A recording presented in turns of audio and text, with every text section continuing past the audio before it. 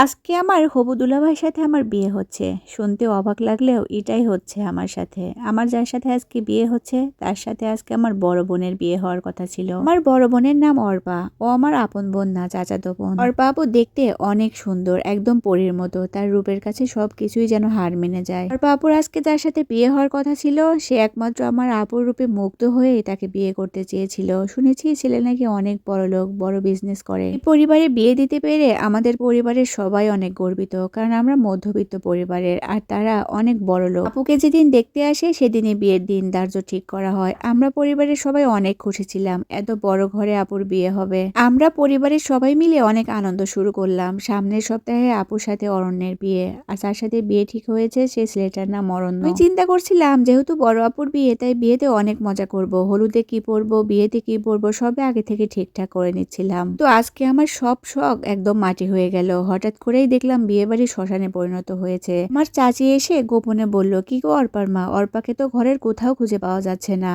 আর বাড়িতেও নেই। এগুলো শুনে সবার মুখ একদম শুকিয়ে গেল। আমরাও অনেক টেনশন করছিলাম। কিছুক্ষণ পর বরযাত্রী চলে আসবে, আর এখন বিয়ের পাত্রীকেই খুঁজে পাওয়া যাচ্ছে না। অর্পাবু কোথায় যেতে পারে?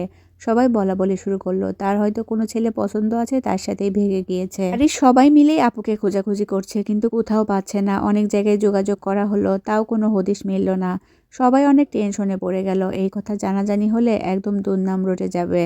সবাই চিন্তা করছিল এর সমাধান কি করা যায়। হঠাৎ করেই আমার বাবা বলে উঠল, আমার মেয়ে অনন্যা তো বিবাহযোগ্য, তার সাথে যদি বিয়ে দেওয়া হয় তাহলে মান সম্মানও বাঁচলো, আর লোকজনের কথাও শুনতে হলো না। আমি বুঝতে পারছি আমার বাবা এক প্রকার লোভে পড়ে এই কথাটা বলেছে, কারণ সে শুনেছে ছেলে অনেক বড় লোক, অনেক টাকা পয়সার মালিক, ঢাকাতে নাকি অনেকগুলো বাড়িও আছে। বাবার কথা শুনে আমার মাথায় যেন আকাশ ভেঙে পড়ল। আমি দেখতে অতটাও সুন্দর না, অর্পা আপু তো অনেক সুন্দর ছিল, আর আমার গায়ের বর্ণ শ্যামা। তো আমার বাবা লোভে পড়ে যে প্রস্তাবটা দিয়েছে এটা আমি মেনেই নিতে পারছি না, কিন্তু পরিবারের সবাই মান সম্মান বাঁচাতে বিষয়টা মেনে নিল, আর সবাই রাজিও হয়ে গেল। আর চাচারা আমার বাবা আমাকে অনেক চাপ দিল, যার কারণে বিয়ের পিঁড়িতে আমাকে বসতে হলো। মনে মনে একটা ভয় আমার অনেক কাজ করছে। অর্পা আপুর সৌন্দর্য দেখে ছেলেটা তাকে পছন্দ করেছিল, কিন্তু আমি দেখতে অতটাও ভালো না। তারা কি আমাকে মেনে নিবে? আমাকে কি পছন্দ করবে, নাকি আমার ভবিষ্যৎটাই অন্ধকার হয়ে যাবে? লাল টুকটুকে বেনারসি পরে আমি বউ সেজে বসে আছি। হঠাৎ সবাই চিল্লাতে লাগলো, বর এসেছে বর এসেছে বলে। বরকে বরণ করা হলো।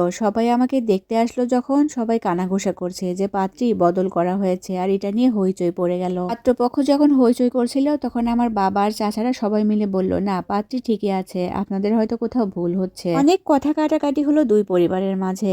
এক পর্যায়ে পাত্রপক্ষ বাধ্য হলো আমাকে বিয়ে করতে। অবশেষে আমাদের বিয়েটাও হয়ে গেল। এরপরে দেখি সবাই কানাঘুষা করছে যে অর্পা তো অনন্যার ভাগ্যটা একদম খুলে দিয়ে গেল। তাছাড়া এই মেয়ে কখনো এরকম ঘরে বিয়ে হতে পারে? সত্যিই তো আমি আমার বরের জন্য অনেক কষ্ট পাচ্ছিলাম। সে আমার আপুকে সৌন্দর্য দেখেই পছন্দ করেছিল, আর তার বউ কিনা হলো একজন কালো মেয়ে। বিয়েটা হয়ে গিয়েছে ঠিকই, কিন্তু আমি মনে মনে অনেক ভয় পাচ্ছি। আমার বাবা মা হয়তো ভুলবশত আমার জীবনটা নষ্টই করে দিল। ভবিষ্যতে কি আছে আমি জানি না। এরই মাঝে হঠাৎ করে আমার শ্বশুর বলে উঠলো, গল্পের সাথে আমার বাস্তব জীবনে কোনোই মিল নেই, একটা পেজ থেকে গল্পটা নিয়েছি, আর এটা হলো গল্পের প্রথম পার্ট। আপনারা যদি দ্বিতীয় পার্ট শুনতে চান অবশ্যই কিন্তু কমেন্টস করবেন, তাহলেই দ্বিতীয় পার্ট শেয়ার করব। আজকের ভিডিওটা এ পর্যন্তই। আল্লাহ হাফেজ।